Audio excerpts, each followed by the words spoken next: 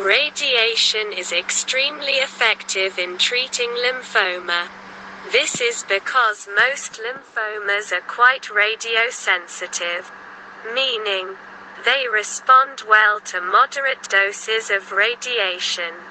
For early stage, intermediate, and high-grade lymphoma, patients receive chemotherapy and then radiation to the initial areas of concern. Radiation therapy uses high-energy X-rays to damage tumor cells.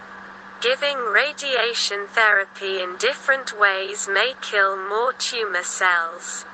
It is not yet known which regimen of radiation therapy is more effective in treating patients who have metastases to the lymph nodes in the neck. Can cancer spread after radiation?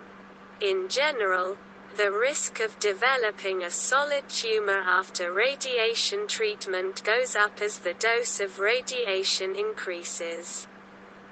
Some cancers require larger doses of radiation than others, and certain treatment techniques use more radiation.